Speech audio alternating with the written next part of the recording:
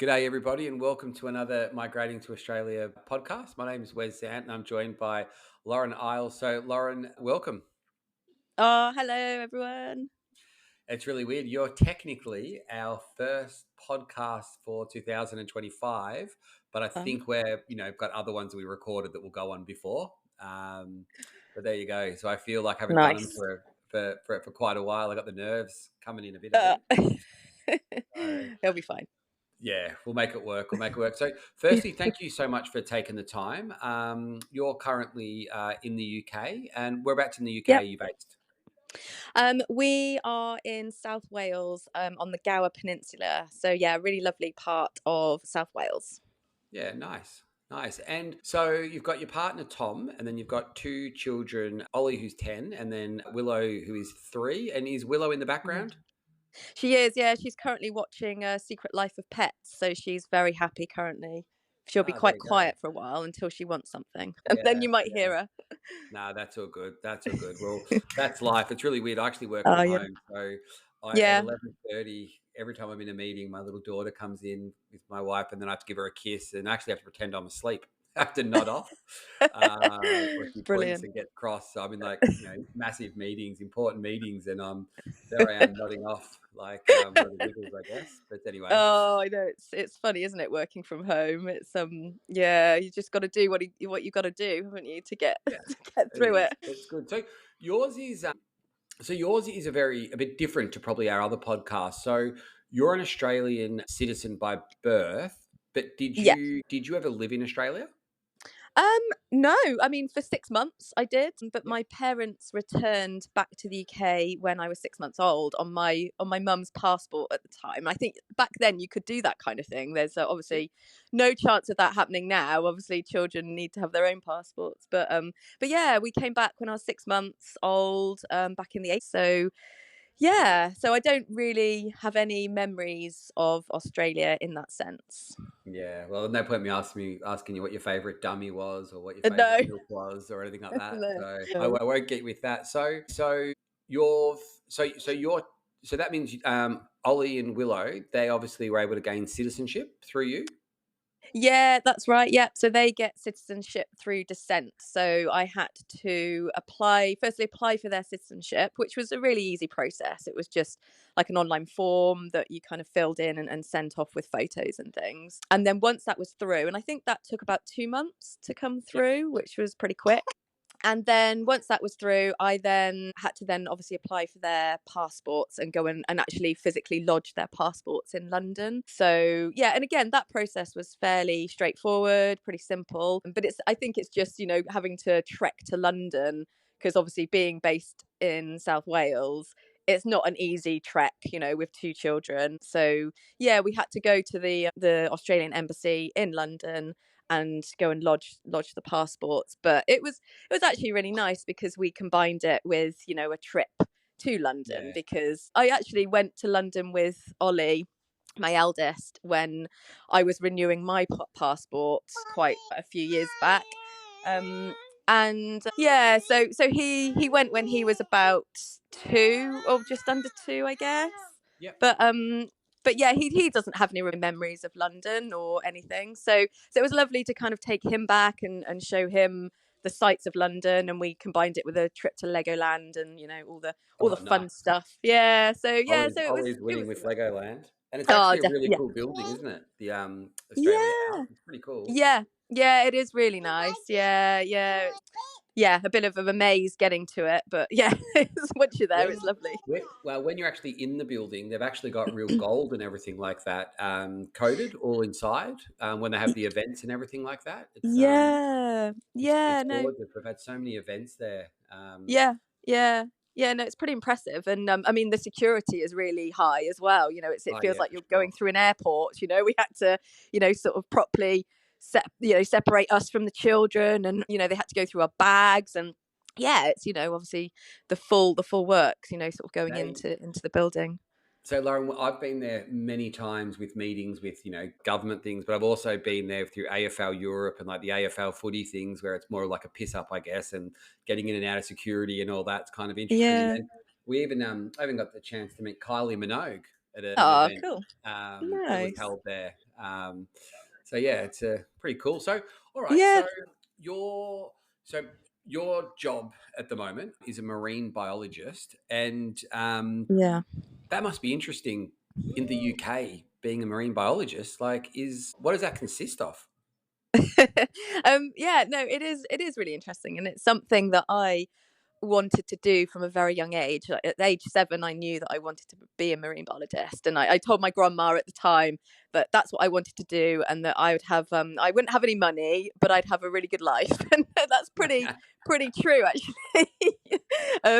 Yeah, it's the world of marine conservation and conservation in general doesn't pay massively well, but it's a passion. It's not just a job. It's a passion and something that you really want to do, and you want to help save and protect different things. But yeah, in the UK, I mean, it's there's so many different parts of marine biology depending on which kind of avenue you go down. So there's academia, so you stay within sort of research. You can go into more policy areas. You can go into something called citizen science, which is something that I've sort of ended up specializing in, sort of involving lots of the public in collecting data on a certain subject or species or area of concern, or different threats to the marine environment, to then use that information to either change public behavior or to change policy to obviously stop all the threats that we're facing these days. So yeah, there's lots of different things that you can do. There's education, yeah, lots of different things. I mean, a lot of people think it's watching dolphins, but it's not generally That's like what I that. thought it It's was, and I'm thinking, hey, yeah, there ain't too many I mean, dolphins. I'm thinking it must be more like environmental science. But so in yeah, so you obviously you were quite lucky, born in Australia for for the visa, yeah, obviously, lucky doing that. yeah, yeah. And then whose idea was it? Out of you, like who sort of came up with the idea of moving the kids to Australia? You or Tom, or was it a joint decision? Oh God, absolutely me, 100% me. It's always been me. I've literally talked about moving to Australia for 20 years since me and Tom have been together. Yeah. And it's one of those things that, there has to be, well, there never is really a right time, is there? But, as we've spoken about it over the years, and, and you sort of feel a bit down with the UK weather and like, oh God, and, for us, we've got this amazing opportunity that, like you say, that not many people have, and I can easily go into the country and live in the country and work in the country, and so can the children. And it's just felt like one of those opportunities that's kind of there, and I really felt like I wanted to take that and to experience living in Australia properly. Over those years, we visited Australia, and I think it was about 8 years ago, when Ollie was just over 2, we went on a little trip with the idea of potentially moving there, and we combined it with seeing friends in Hong Kong. And at that time, we stayed in Sydney, in Manly. And actually did a secondment with a marine charity out there, just to kind of get more of a feel for actually living there, working there. But at that time, it just wasn't right. At the time, we were living closer to my family. They were helping with childcare. We had good things going on with our current work. In conservation, we were still, I guess, trying to really build our careers, and it just didn't feel right. And even for me, who's always been the driver of it, or the one who's kind of put it out there as an idea, it Yeah. just didn't seem right. And You just know, don't you? You know when you're yeah, trying. You know when it yeah, is. And okay, so you obviously Tom's on board with it and everything like that. What's yeah, I guess one of the things for yourself is like marine biology is you mentioned when you were since you were 7, you were telling your grandma that's what you're going to do. I think most of the yeah, kids in my son's primary school, because we're on the peninsula as well in Victoria, is they yeah. want to be a marine biologist. So there Oh, must be so much work in Australia. But you've got to yeah. you're actually moving to WA. You're moving to Perth. Yes. Is Yeah. it actually Perth itself, or are you outside of Perth? Whereabouts in WA are you settling? Yeah, I mean, yeah, funny enough, we're not massive city people, so we were very, very keen to, sort of move away from the city. But we're going south of the river, and we're looking at Secret Harbour at the moment. Yeah, so not too. I mean, obviously, the city is lovely and it's useful to be close-ish, and particularly with work. But yeah, we were quite keen to sort of go a little bit away from the city, and of course, then kind of everything becomes a little bit cheaper as well, so it's a bit more affordable, Yeah. too. Yeah. So the affordability, like not being city people, was there anything else that sort of drove you to those areas? I guess I don't know actually. I think because I was looking at lots of other things in these places because my son is part of the local surf lifesaving club where we live on the Gower. The beach life. I guess beach life is really really important to us.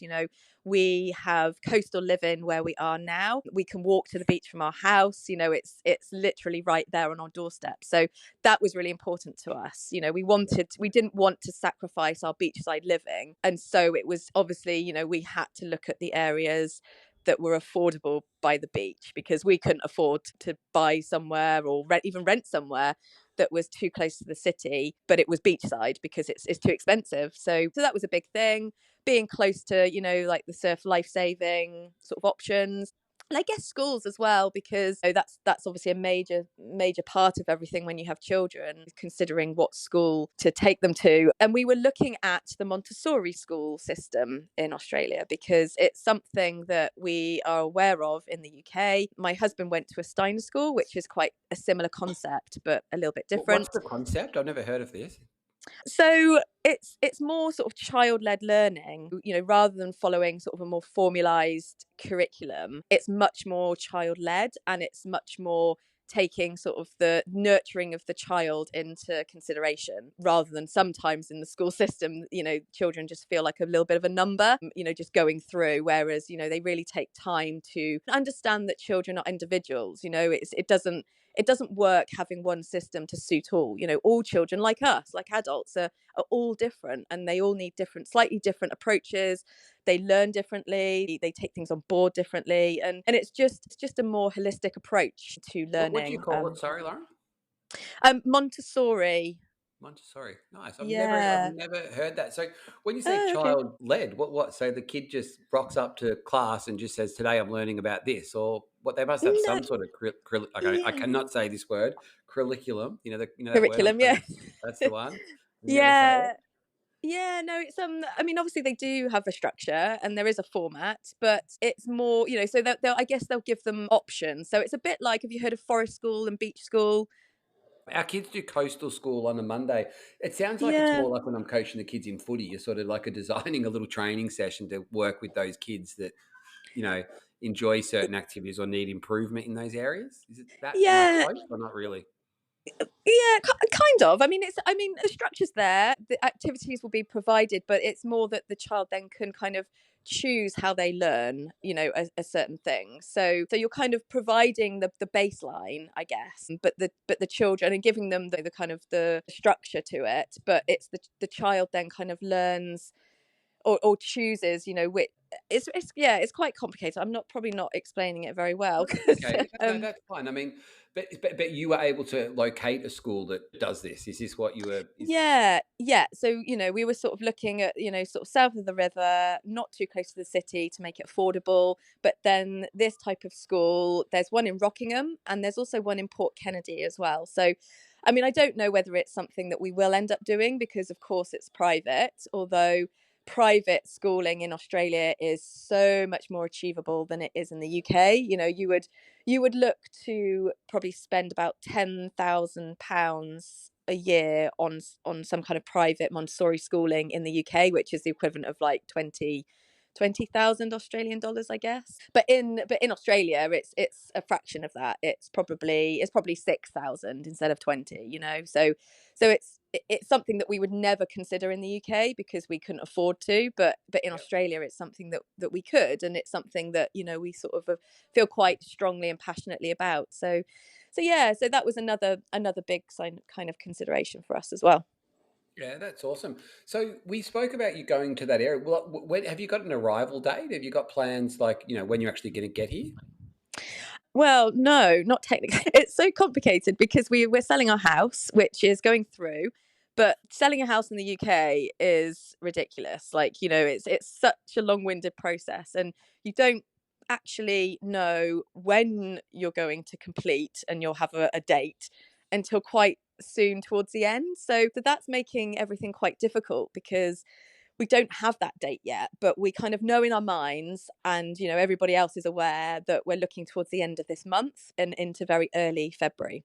Wow. Um, So just so for the record, guys, we're on the 8th of January now. So yeah. that's in the next 4 weeks you're thinking of making the move. Oh, So yeah, do you get yeah. to live in the house until you sell it, or are you staying somewhere else while it's No, going through? no, no. So we're living in the house. We don't exactly know when we're going to be able to leave the house. I've got all the shipping kind of lined up, ready for our belongings to go, but I haven't even been able to give them a date yet because I don't know.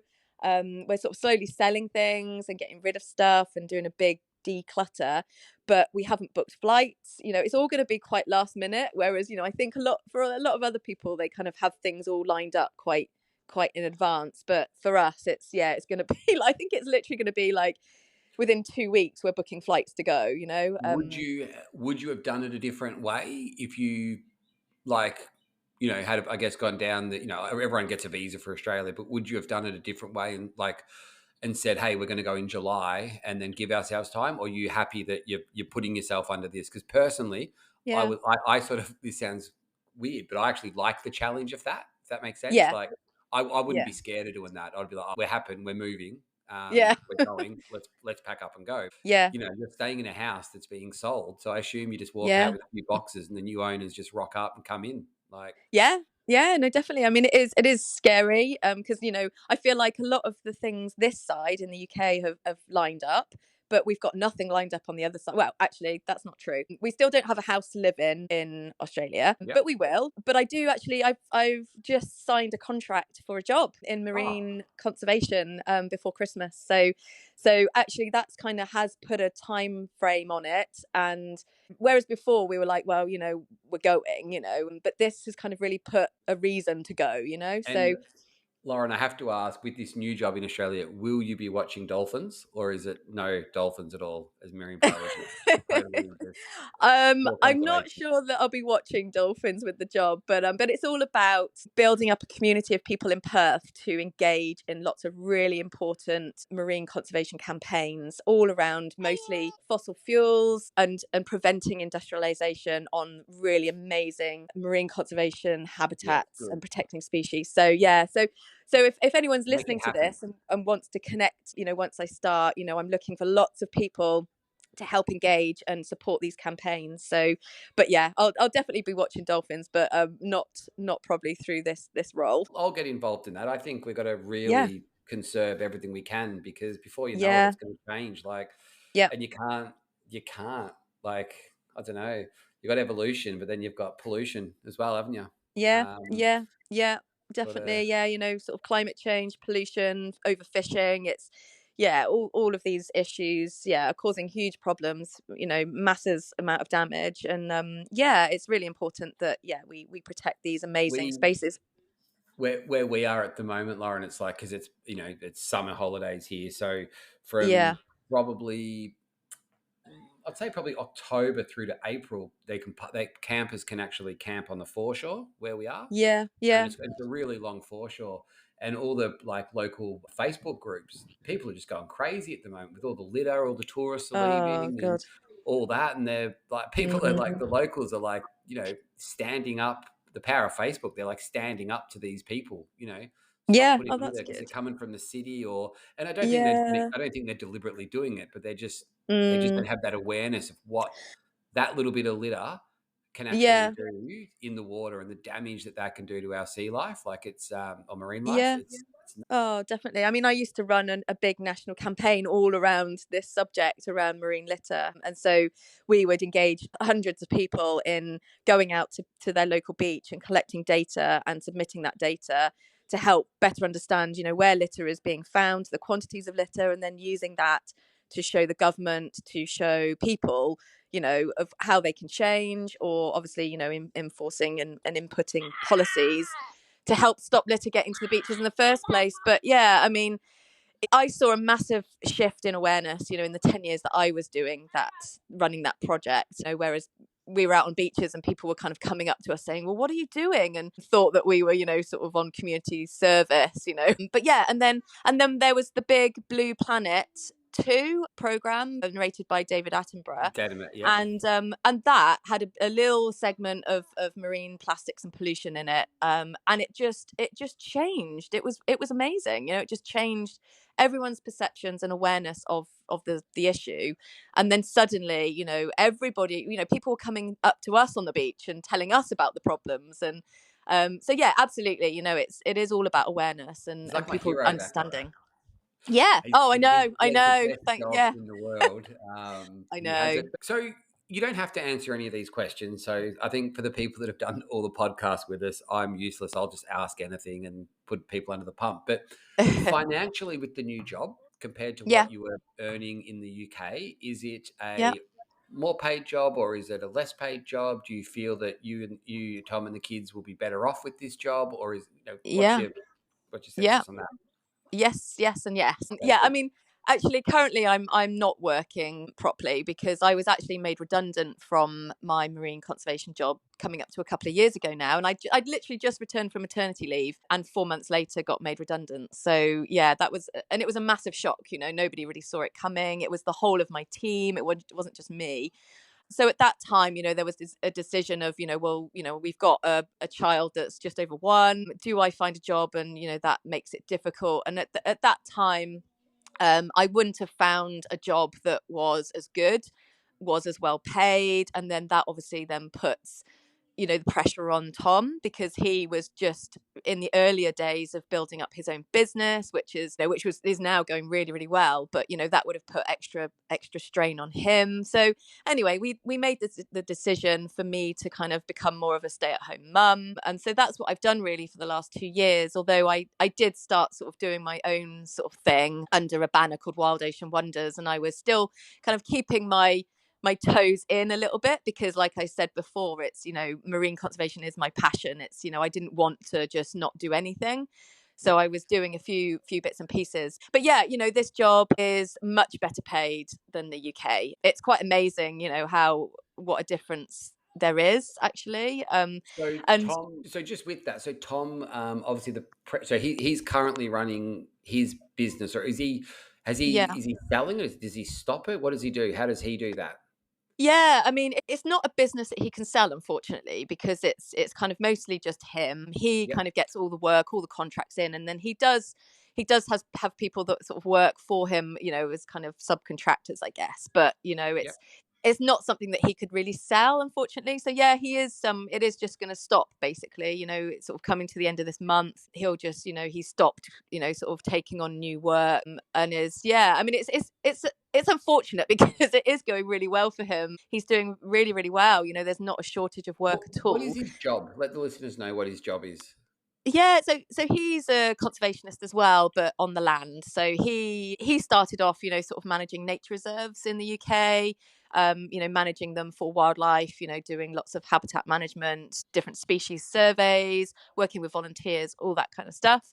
But through time and obviously this own business, he's now he still manages the reserve as well. He's sort of, I guess is on a contract but under his own business. So that was really good because kind of that supplied a more regular, consistent wage every month. Because self-employment is hard. It's whilst the work is consistent, you don't know where the next bit's coming from. You don't know if it's ever going to dry up. So that was really good. But then alongside that more consistent, I think he does sort of 2 days a week on that. He does a lot of training. So he's a trainer and assessor now on all of the kind of the land-based machinery that people use for conservation or I guess other means. So when he comes to Oz, will he he'll probably stay in the industry because it's like yourself, it's like a passion industry as well. But yeah. Has he got a job lined up? Has he started to look? Is it something that's something he'll get into easy, or is it a hard industry to get into? Yeah, no, it's not particularly hard. My line of work was always going to be the more challenging one, I think. But yeah, and he's been kind of told through different people that he knows of somebody who lives in Perth, or he's already made connections with companies, that there isn't a shortage of work, and for what he does, there is quite a niche for it. So I think the idea, he doesn't have anything at the moment. He's started to apply, and he's seen a couple of things that would be fitting. But I think to start with, I think he's going to, try and work for someone else. And then maybe in time, as he kind of, builds connections, meets people, speaks to people, might well branch off and go in the direction that he was building here. But yeah, I guess it's hard to know that at this point, but just to start with, just to get, sort of money coming in, he'll just get something that's kind of linked, and connected, and can kind of, use his skills out there. Yeah, perfect. And how's your family and Tom's family taken the news? You're taking Willow and Ollie, off to Australia. Are they supportive? Have you had many hurdles that way? No, it's been okay actually. Tom's family are. I mean, we don't really see much of Tom's family anyway. So and they're really supportive. They think it's brilliant and are really proud of us that we're sort of doing it. I guess after talking about it for so long. My family, I guess they can't talk, can they? Because they did it. Yeah, That's what I tell them anyway. it was their Um, fault. yeah, exactly. I'm like, well, if you hadn't have gone, I probably wouldn't have gone down this road. But no, I mean, I think they had an initial, oh, what, but my dad's always the kind of the sort of reasonable one who kind of, yeah, sort of I think he could kind of see, well, yeah, I told him and I said, these are all the reasons why we think that we're going to do it and this is the right time. And his response was just like, well, yeah, it makes sense, I'm sort of currently, sort of mostly out of work, and but will eventually need to get back into work.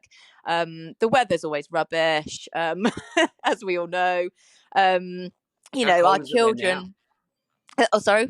How cold is it there now? Oh, it's freezing. Yeah, I don't even know, but it's feeling like about -2, I think 3 at the moment. Um, yeah, I've, no, it is I've really got the cold. door The open. fire's blazing, heating on most Yeah, days. we're like Yeah, and we are literally living in two different worlds. I've got my door I open. know. That's why I can hear all the birds in the background. Oh, nice. Because we got a puppy just before Christmas, and it's hot. So I've got it Yeah. out there. It's like 10 to 9 at night. It's still bright as. Oh, The birds are just going crazy, and my little puppy is just right at my feet. God bless her. oh, Um, so nice. Yeah. I mean, sometimes the different climate is nice, but God, I mean, I don't think I've really had some good amount of sun, warm sun on me for, a year and a half now. you're gonna get a So shock when you get to I Perth know, in I know, but I'm Lauren. I'm gonna Like, love it. I'm such a summer girl, yeah, I just love the sun, I love the heat, I love the warmth and the summer. I live for the summer in the UK, and then the summer comes along and then it's a real disappointment because we don't really ever get a summer at the moment. yeah, So it will be lovely. And as we've talked about, I'm in the ocean. I love the ocean. And that's something that I'm really excited about, to be able to spend more time of the year in the sea. I started, doing cold water swimming, or not swimming, dipping, in the UK over the winter time, when the sea's like, 7 degrees. So it's pretty chilly. But people who know me will tell you that I'm such a freezer. Like, I'm described as like a marine iguana, that I always need to bask on a rock somewhere and warm up. But so everyone was absolutely shocked that I started to do this, but it was my way of coping, of living in the UK during the winter, yeah, because you kind of get to this point where you're like, well, I can't go in the sea anymore. I can't use the sea, and I love it's my happy place, and I yeah. love it. So it was the only way that I could really cope. But now it's funny because this winter I haven't gone in once, because I think it's because I know that we're coming to Australia and I don't need to anymore, and it's all fine. But yeah, the thought of going in now, just, oh no, And I'm not. what? How do you envision life being for you, Tom, and the kids? Like, what's your, in? I know we've got reality, but we've also got, how would you see Yeah. the first 6 months of being settled in Oz? Yeah, I mean, obviously, there's still that sort of niggle in your head that wonders whether it's, whether it's going to be different, whether it will be better. But we really have a gut feeling that it will. And I love the ocean. My son and my daughter both love the water as well. So I just see us, sort of hanging out in the pool all the time, and going down to the beach, and actually wanting to be at the beach because it's lovely and it's warm. My son loves snorkeling as well, so it would just be lovely to get him properly into that. Obviously we can snorkel here in the UK, but only in the summer months, and even in the summer you need a good wetsuit and gloves and a hat, and It's very different, isn't it? You got it's such a different experience. It's not easy, everything you can do here that you can do in Australia, but it's not easy, and that's what you want with children, isn't it? You want to be definitely. to be able to get them to the beach and for everything to be just lovely and simple. Yeah. And he really wants to start learning to dive as well. And I just can't see him doing that in the UK. Again, it's such a different experience, and he loves wildlife just as much as we do. And so for us, we're just so unbelievably excited about that part of it, about seeing wildlife and being in the ocean and snorkeling and being at the beach and being in the pool, and yeah, just all that kind of stuff. Being at the park, parks are just rubbish here, and I think that they are just so, everything is so much more designed and geared up for outdoor We enjoyment in Australia. And I think that is such a big thing in the UK that people don't have, and that people really desire for their definitely, lives yeah. and for their children. So we've got school holidays here. So a 2-year-old, oh my gosh, 7-year-old and 8-year-old. So what my wife does with the kids, because I'm obviously back at work now, is Yeah. they'll do a swim in the morning. So, Yeah. and then my daughter Jazz has a nap at like 11:30 till 2. So they do a little activity in the morning, which might be, going to the beach for a swim, or just going to the local pools for a swim, doing something. Then Jazzy has her nap, and then after that, then they're off again, and they go off to the park, or they're off to Yeah. just like meeting people, and it's all like walking distance. Or now we've got the dog, so they take the dog to the beach and put Juno Oh. in the water, and you just Yeah. think like it's all free. Like it Yeah. sounds weird, but it's all just Yeah. like it's so different, and it's easy with her Mm. lugging like a puppy and 3 kids to do all of that. It's not a challenge. The only No. challenge is, geez, it was hot today. Like it was a Yeah. bit too hot for the sand on her poor little Yeah. paws. So Yeah.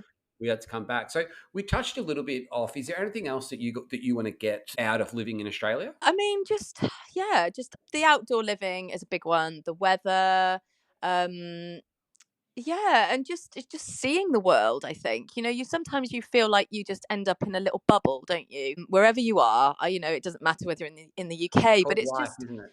it's It's just just like, life. yeah, and just You just do it. exposing us and our children to different things. You kind of have a sudden realization, don't you, of like, wow, we could end up in this one spot for quite a while to come. And for us, it's now or never, because for in our opinion, I know that people take their children beyond the age of 10, but it depends on your child as well, doesn't it? And I think Yeah. for Ollie, I think he would struggle if we did it any later. So for us it was very much, it is, we do it now or we don't, and we then have to look at doing it much later in life when the children are grown up. They're not as sort of dependent, but then we're a lot older, and things will look differently for us as How old are you well. So guys? I'm not meant to ask so that, am I'm no, so I'm 41 I? and Okay, Tom's that's young. 49. So Yeah, yeah, that's so old he'll because I'm in the middle. So you can be old, you can be young for a minute. yeah. Um, what Yeah, um, exactly. So yeah. what about your plans for settling? Do you like have you got like a little plan in your mind of how to get the family and yourself settled? Not really. I mean, the good thing for us is that we've done this lots. We've currently been on the Gower for 6 years, but that's the longest we've actually stayed anywhere. We've moved around a fair bit within the UK, so it's something we're used to. I guess finding a rental is a big thing. We didn't want to kind of go down the Airbnb route. Well, one, because you spend an absolute fortune, but also I think that really helps, doesn't it, to secure somewhere to live, and to, before you even get there, to say, wow, look at, this is where we're going to be living. We're really, really keen to get a pool, because for us and for our children, I think that's the Australian lifestyle, isn't it? Oh, And definitely. I think if we can make that happen, then brilliant. I think that would be really, really helpful. We're also bringing our 2 cats, which there was a big debate on whether we should do this because, well, my son Ollie really wants to bring them, and I agree. I think it will really help them settle because, you know, we could be in Australia without them, and yes, we'll have saved ourselves about £7,500, which is what it's going to cost us to take 2 cats. Yeah, it's But a lot, isn't it? it's a lot of money, yeah, and it just, you can't think about it because, you know, it's a lot of money. It's But worth it. I just think, you know, we could be there without them, and it's not going to be the same. You know, I think there'll be something missing, and I think that will be so much harder for my son to settle. You know, he's particularly close to one of them, and yeah, so we're bringing the cats to help. You know, everything, making sure we have a rental secured with a pool, obviously taking, you know, and shipping things that will make the house feel homely when that arrives, but also taking some things with us on the plane that will, you know, remind us of home. Well, not home, because we don't really want to be reminded of home, I guess, but things that, you know, remind us, you know, they're important, I guess, and, Yeah. you know, are nice. Yeah, settling. So Got 'em. My wife's got photos of you know her family and our family on the walls. It's very homely. yeah, It's good. It's part of your life, mate. It's your memories. And yeah, yeah. so you're using Neely from our team to find a rental. How's that all Yeah. going? Yeah, no, I mean, for us, it was a bit annoying because we had Christmas in the way, which was frustrating because everything kind of shuts down, doesn't it? And then you can't get anything done, and you're almost in limbo because we were kind of, you know, looking at a few before Christmas. But actually saying that, you know, it's really hard to kind of figure out the best time to do it, isn't it? Because at that point, you know, we still didn't know, and we still don't know when the house is going to really complete. And at that point, I wasn't sure that I had the job. But yeah, you know, and so you don't want to take somewhere on too early to then have to pay for rent when you're not even there. Yeah, it's a So good point. it's a balance, isn't it, of finding the right time that, you know, you want to get somewhere that suits you, and you don't want to leave it to the last minute and then all you can take is what's available, and that's not what you want. But equally, you don't want to be paying rent for weeks and weeks Ha- before, you know. So Neely's actually a bit of a beach bum herself. You know that, don't you? No, I didn't. No. Neely's always down at the. Oh, yeah, they're mates with her. Obviously, she works with us. Um, Yeah. but she's Nice. yeah, she's always at the beach and all that. She loves it. I'm sure you Yeah. will might have a good Yeah. friend. I'm not sure Oh, where we'll get she's along based. I well. know WA is quite big, but Yeah. Yeah. definitely go to the meetups and that they organise because you'll definitely find a few like minded people. So, Oh, definitely. Lauren, we're sort of coming up to our time slot. Otherwise, I get in trouble by Lisa because if I Oh, try to go and too I could long. But chat for I, hours about this. I think what we'll do, we'll finish with anything that you would like to add, and then I reckon maybe in 6 months or a year we have a bit of a catch up and see how you, Tom, Ollie, and Willow are Oh, going, and the cool. cats. Yeah. But anything you'd like to add just before we close it off? No, well, there was one thing that I thought of when you were asking about, you know, would we do things differently in terms of the timings and, you know, the fact that we haven't, you know, kind of got a lot of things finalized in Australia yet, but we're just kind of going for it, packing up the house, selling the house, and I think for me, what I've learned through this, or what I've been able to do, is I think you have to really just trust the process because, you know, we put our house up for sale and it hadn't sold. It just, we were getting loads of viewings, but our first and only offer came after 5.5 months. And we were starting to think, you know, is this going to happen? You know, should we look at renting and different options there? And so it was all very uncertain, and we were in limbo for a while, I guess. But then suddenly we got an offer, our first offer, and, you know, with a bit of negotiation we accepted it. And then but at that point we still didn't have the visa. You know, Tom's visa took about 6 months, just over 6 months to come through. Yep. So we were still unsure about that. And then, but suddenly just everything lined up. You know, we sold the house. 2 weeks later, the visa, oh no, sorry, it was the other way around. The visa came through. 2 weeks later, we sold the house. And then a few weeks later after that, this perfect job for me came up. I applied, didn't think I'd get it. You know, a lot of the time in marine conservation, or sometimes these jobs, you know, they've already got someone lined up, or, you know, there's already people who have volunteered, you know, doing that job. But, you know, I applied and I got it, and everything just seems to have lined up. And I think that's what we did, you know, through the process is just trust in the process, you know, and things do happen at the right time, and they will happen if it's meant to be. And yeah, I'm a big Yeah, believer in that. it does. It really does, and I like Yeah, your approach to it because there's an old saying, "Don't worry about things twice." And sometimes yeah, if you know that you just got to crack on and do it, because this whole stage in every podcast, the emotional side of migration is just as challenging as the skills assessments, lodging of the visas, going to London, doing things, everything, every all the challenges you face, but that yeah, emotional side, and sometimes it's good just to pack up, go, and you've got less to think about, and you can just concentrate yeah, because you feel that you know what, I've got that little bit of freedom to make mistakes because I'm less planned. You know, if yeah, you have too many plans, you sort of, oh, that didn't work. Will this not work? You get people start thinking a little bit out, but I guess that yeah, depends on the individual. So, but Lauren, thank you yeah. so much. Big Oh, shout out to young Willow in the background, who's only 3, who has hardly made a sound. oh, I know. She's We've done all she's right, haven't we? she's done it. She's a little star. So, but yeah, Oh, enjoy Oz from everyone at the Down Under Centre, and oh, yes. all the best. And listeners, will catch you on the next one. Cheers again, Lauren. Yeah, no, that's great. Thank you ever so much. Yeah, fingers crossed it all comes together at the end. Too easy. We'll catch you soon, guys. Yeah, thanks a lot. Bye bye.